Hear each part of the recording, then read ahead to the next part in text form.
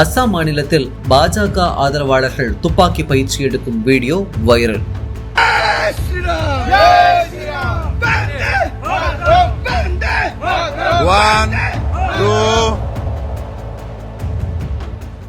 மணிப்பூர், ஹரியானா மாநிலங்களில் கலவரம், மும்பை ரயிலில் துப்பாக்கி சூடு என்று மத ரீதியான பதற்றங்கள் அதிகரித்து வரும் நிலையில் அஸ்ஸாம் மாநிலத்தில் பாஜக ஆதரவாளர்கள் துப்பாக்கி பயிற்சி எடுக்கும் வீடியோ வைரலாகி வருகிறது. ராஷ்டிரிய பஜ்ரங் தளம் எனப்படும் அமைப்பினர் அஸ்ஸாம் மாநிலம் டாரங் பகுதியில் உள்ள பள்ளிக்கூடத்தில் துப்பாக்கி பயிற்சி மேற்கொண்டனர்.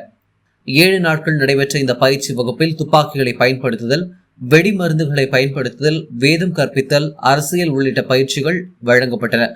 18 வயது முதல் 30 வயது உடைய சுமார் 350 பேர் பயங்கரவாத பயிற்சி முகாமில் கலந்து கொண்டனர்.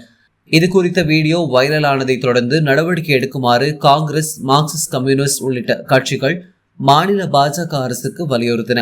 இது குறித்து ட்வீட் செய்துள்ள அஸ்ஸாம் மாநில டிஜிபி ஜிபி சிங் என்பவர், இந்த விவகாரத்தை பரிசீலித்து உரிய பிரிவுகளின் கீழ் வழக்கு பதிவு செய்யுமாறு மாவட்ட காவல் கண்காணிப்பாளரை கேட்டுக் கொண்டுள்ளார்.